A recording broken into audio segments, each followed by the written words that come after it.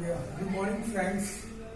आज हम लोग मैथमेटिक्स 9th क्लास के बहुत ही इंपॉर्टेंट चैप्टर पोलिनोमियल पर डिस्कस करेंगे, जिसमें मैं आप लोगों को बेसिकली तौर पे इसका इंट्रोडक्शन करा रहा हूँ। इसमें कैसे हम पहचान पाएंगे कि कोई भी एक्सप्रेशन, कोई भी टर्म्स पोलिनोमियल है या नहीं। इसके लिए हमें इन 4 एग्जाम्पल पर पहले डिस्कस करेंगे। यहाँ पे हम पा रहे हैं इस एक्सप्रेशन में x टू द पावर 2 है, x टू द पावर 1 है, यानी कि पोलिनोमियल को पहचानने के लिए मेरा पूरा फोकस वेरिएबल्स पे होनी चाहिए। वेरिएबल्स जैसे आप लोग जूनियर क्लास में पढ़े होंगे, वेरिएबल्स में आते हैं अननोन क्वांटिटी जो एबीसीडी के लेटरों से इंडिकेट किए जाते हैं, जिसमें ज्यादातर x, y, z इंक्लूड रहते हैं। तो यहाँ पे जो दिखाई दे रहा है आपके बोर्ड पे, उसमें आप देख रहे हैं x² + 2x + 9 है, जो पहला एग्जाम्पल है। इसमें हम वेरिएबल पे फोकस करेंगे, कहाँ मेरा वेरिएबल है। इस एक्सप्रेशन में 2 जगह वेरिएबल है, एक यहाँ पे और एक यहाँ पे। इसमें मेरा x का पावर 2 है, इसमें मेरा x का पावर कुछ नहीं रहता है, जिसकी वजह से 1 मेंशन किया जाता है। अब इसमें हम करेंगे क्या कि कैसे हम इसको समझ पाएंगे कि ये जो पहला एग्जाम्पल है पोलिनोमियल है कि नहीं। तो इसके लिए 2 बातों को हमें माइंड में सेट करके चलना पड़ेगा। पहला, जो भी वेरिएबल्स है उसका जो पावर होना चाहिए, पावर यानी डिग्री भी जिसको कहा जाता है, ये जो डिग्री होना चाहिए हमेशा जो होना चाहिए, पहली की पॉजिटिव होनी चाहिए, और दूसरी जो है इसकी डिग्री जो होनी चाहिए वो होना चाहिए क्या, पॉजिटिव डिग्री होनी चाहिए। और दूसरी बात है, ध्यान देना है, इसका वेरिएबल्स का जो डिग्री है, पावर है, ये हमारा नेचुरल नंबर होना चाहिए।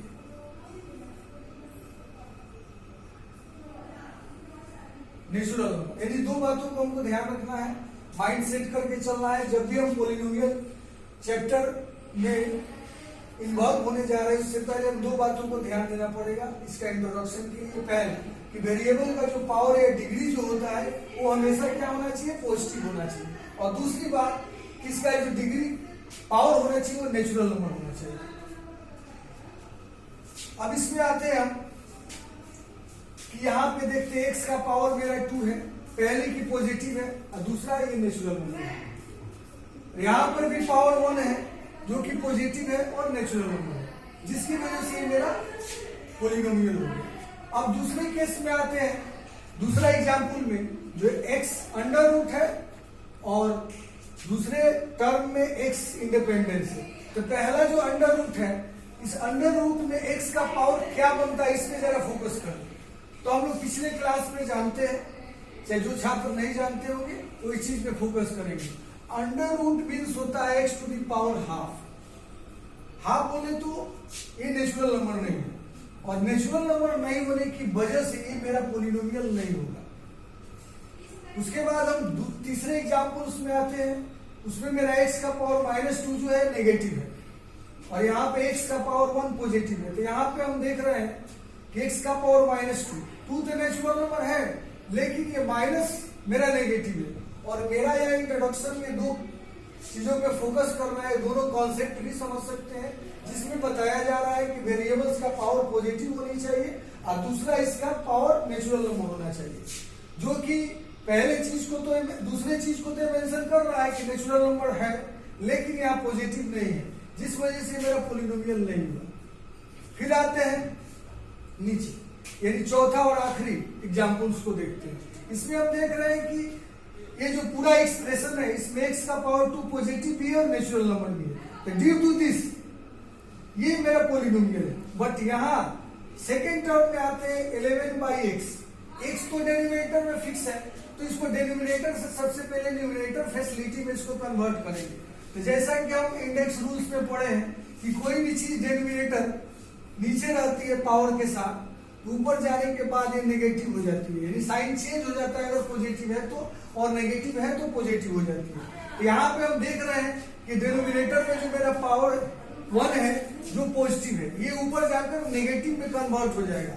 यानी कि ये जो एग्जाम्पल्स मेरे 4 नंबर जो दिखाई दे रहे हैं, इसके पावर जो होंगे x के नेगेटिव में कन्वर्ट हो जाएंगे, जिसकी वजह से मेरा ये कॉन्सेप्ट या फेल्यूर प्रूफ हो रहा है। Due to this we can say that this is not a polynomial, ये पोलिनोमियल मेरा नहीं रहेगा। अब इस तरह से मेरा पोलिनोमियल का पूरा कॉन्सेप्ट, पोलिनोमियल कौन है कौन नहीं, ये समझने में मेरी आसानी होगी। इसलिए उम्मीद करते हैं कि ये इंट्रोडक्शन जो है पोलिनोमियल का सारे छात्रों को समझ में आएगा। अब हम बढ़ते हैं इसमें कौन कौन से केसेज आते हैं, थोड़ा उस पर फोकस किया जाए।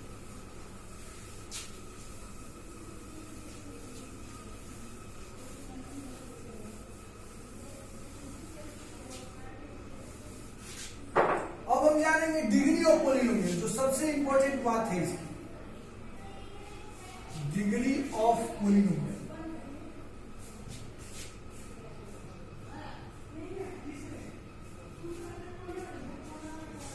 डिग्री ऑफ पोलिनोमियल में फ्रेंड्स हम इसमें जानेंगे कि किसी भी पोलिनोमियल का डिग्री किसे कहा जाता है, यानी कि कैसे जानेंगे उस पोलिनोमियल का डिग्री क्या है।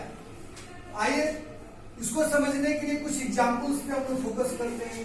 लाइक दैट मैंने लिया x to the power 4 3x cube 5x square plus 9, ये मेरा एक्सप्रेशन अभी तक के इंट्रोडक्शन से हम कंफर्म हो चुके हैं कि पोलिनोमियल है। डिग्री किसी भी पोलिनोमियल का निकालने के लिए हमारे माइंड में ये जरूर सेट होना चाहिए कि वो पोलिनोमियल होना ही चाहिए। तो यहाँ पे अभी तक पिछले बातों से हम कंफर्म हो सकते हैं कि पोलिनोमियल है, because x to the power 4 is positive with natural number. यहाँ पे देखते हैं वेरिएबल का पावर 3 है जो कि पॉजिटिव विथ नेचुरल नंबर। यहाँ पे भी देखते हैं x मेरा 2 है जो क्या है, पॉजिटिव भी है और नेचुरल नंबर भी है। अब यहाँ पे हम ये तो कंफर्म हो गया कि पोलिनोमियल है। अब इसमें हम आते हैं देखने के लिए कि इसमें सबसे हाईएस्ट पावर वेरिएबल का क्या है। वेरिएबल का सबसे हाईएस्ट पावर मेरा 4 है। किसी भी पोलिनोमियल में वेरिएबल का जो हाईएस्ट पावर होगा वही उसका डिग्री कहलाएगा, यानी कि इस पोलिनोमियल का डिग्री होगा 4 होगा। अब एक और एग्जांपल लेके समझा जाए। x to the power 5 6x to the power 3 7x to the power 8 11। अब इसका डिग्री ऐसा नहीं सोचना है कि जो फर्स्ट टर्म है मेरे सामने उसी का पावर जो भी आएगा वो डिग्री में कन्वर्ट होगा। कितने स्टूडेंट को डाउट्स रहता है, इसलिए मैं उस डाउट्स को इससे क्लियर कर देना चाहता हूँ। इसमें सबसे मेरा हाईएस्ट पावर पे फोकस करना है। यहाँ पे x का हाईएस्ट है, x का पावर 5 है, यहाँ x का पावर 3 है, ये x का पावर 8 है, यानी कि इसमें सबसे वेरिएबल का हाईएस्ट पावर 8 है, तो मेरा डिग्री इस पोलिनोमियल का होगा 8 होगा। या नहीं कि कितने स्टूडेंट ये सोचे कि जो शुरू में टर्म्स है उसी का पावर लेना है डिग्री के बेसिस पे, ऐसा नहीं।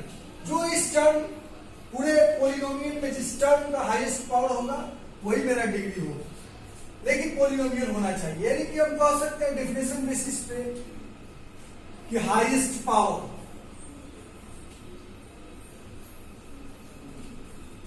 Is degree.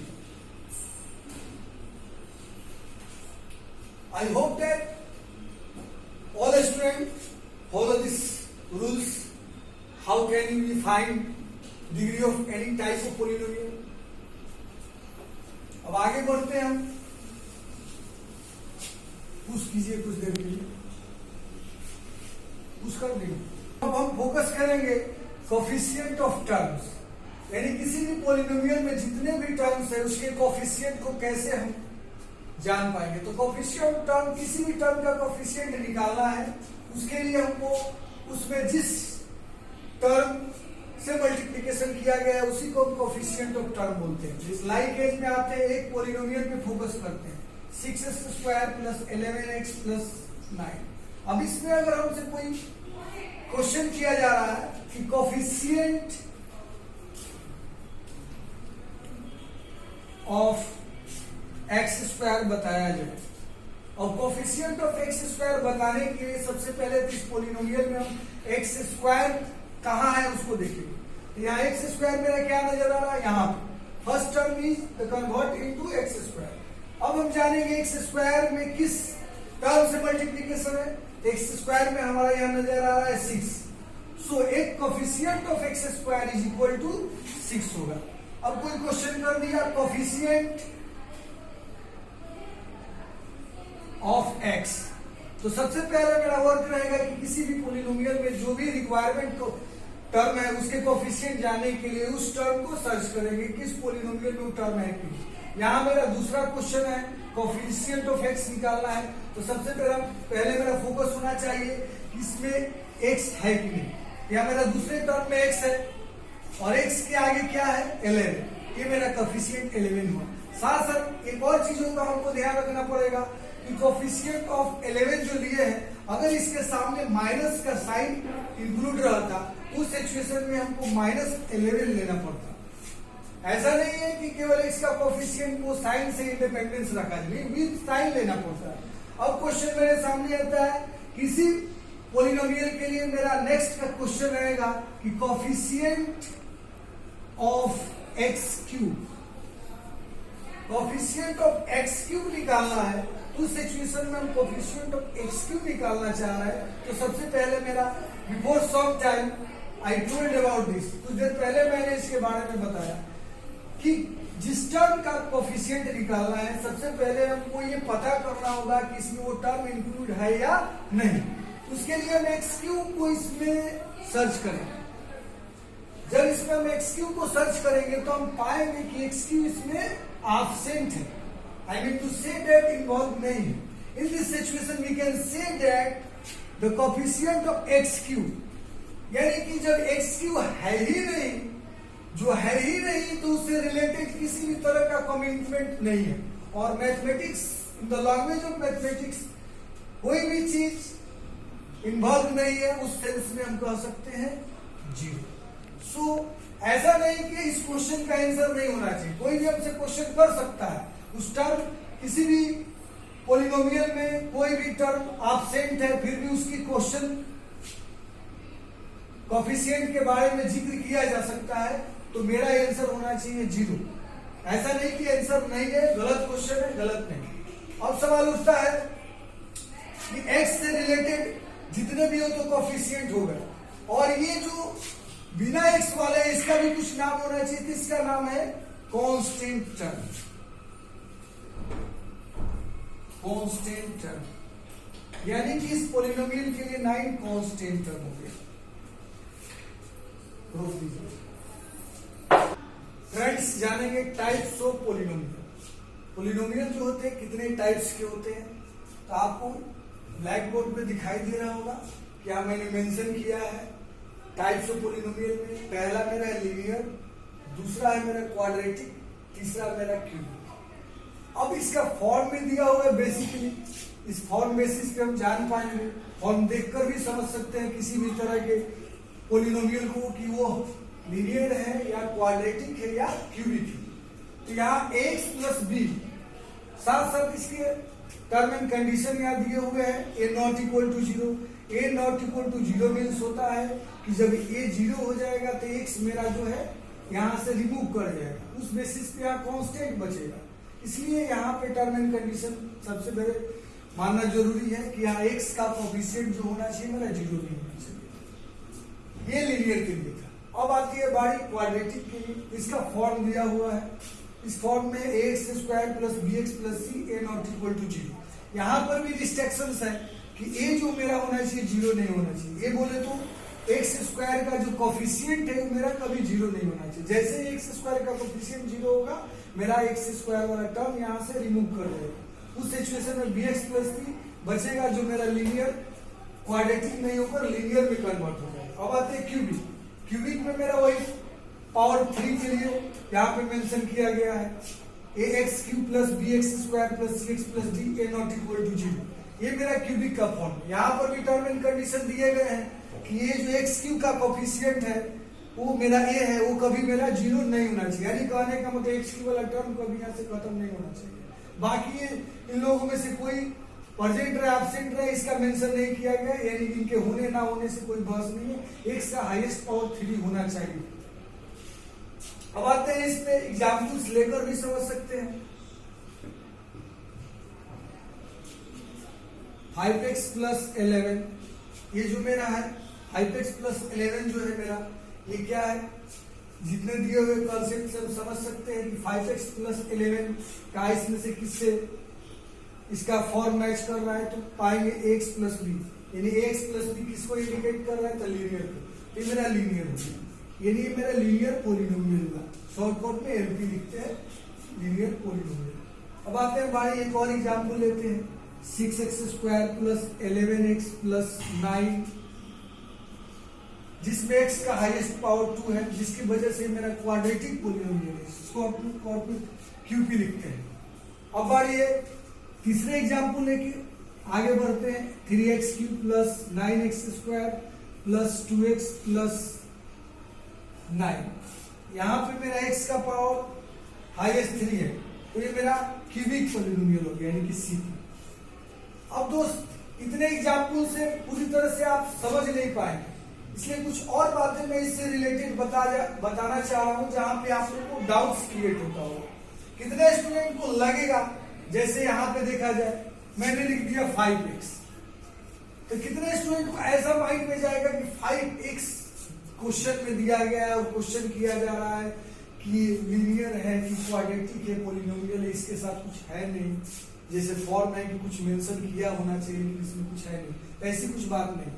यहाँ पे मैंने पहले भी बता चुका हूं कि मेन जो चीज है मेरा ये होना ना होना कोई मायने नहीं रखता है, क्योंकि टर्म एंड कंडीशन यहाँ पे दिया है a नॉट इक्वल टू 0, जहाँ x यहाँ पे होने की वजह से ये 0, x का कोफिशिएंट यानी x एब्सेंट नहीं होना चाहिए, यानी 5x, x का हाईएस्ट पावर 1 है, तो ये मेरा लीनियर पॉलिनोमियल है।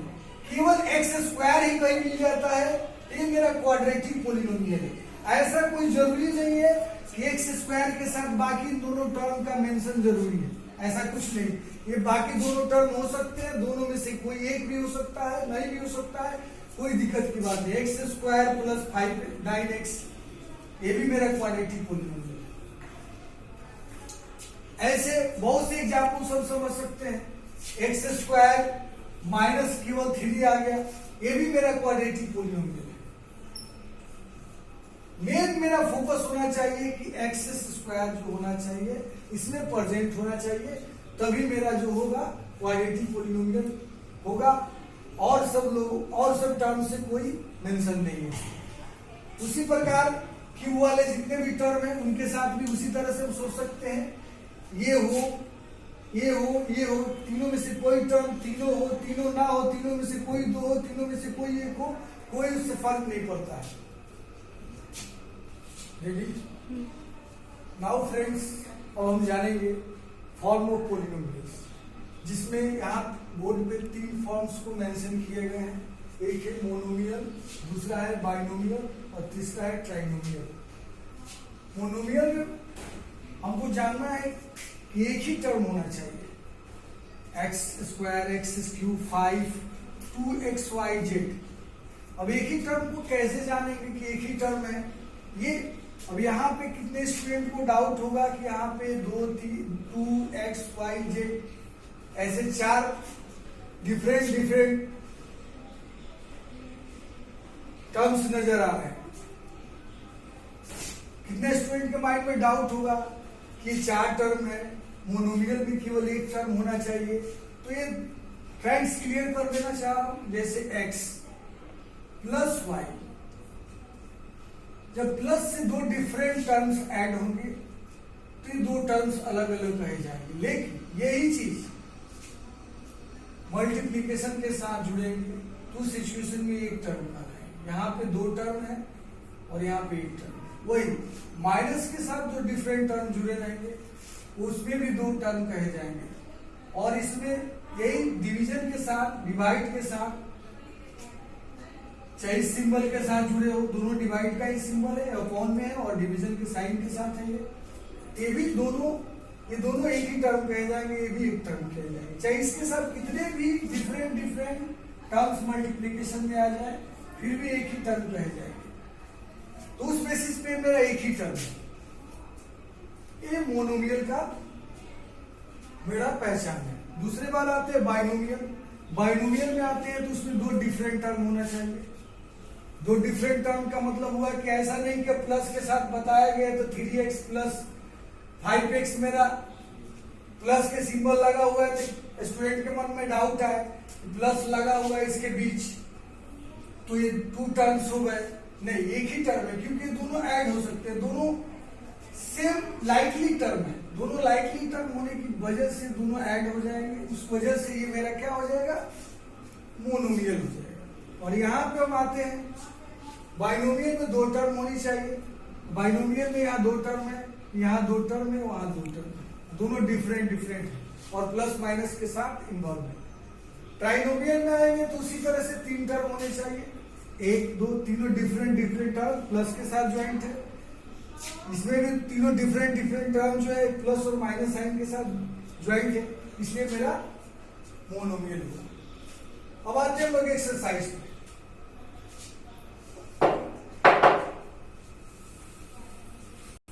पे हम पोलिनोमियल एक्सरसाइज 2.1 में आते हैं, जिसमें कुछ क्वेश्चंस दिए गए हैं, उसको मैं बोर्ड पे बताता हूं।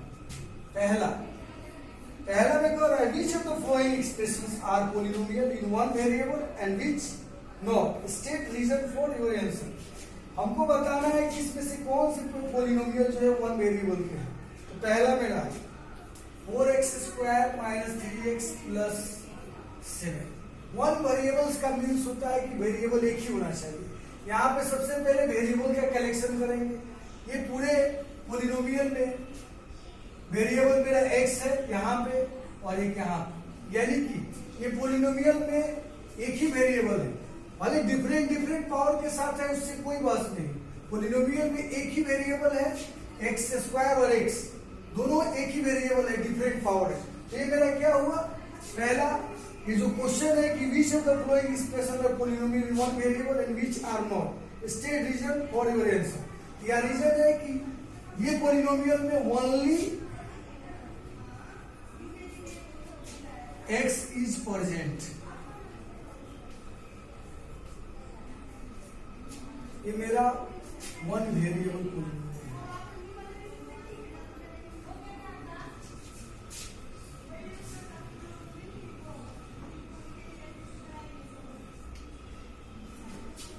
ये रहा मेरा पहला का पहला क्वेश्चन। दूसरा है मेरा y² + √2। ये भी मेरा पोलिनोमियल है। सबसे पहले तो कंफर्म है कि पोलिनोमियल है। y⁴ पॉजिटिव है और नेचुरल नंबर है। ये भी मेरा पोलिनोमियल है वन वेरिएबल का।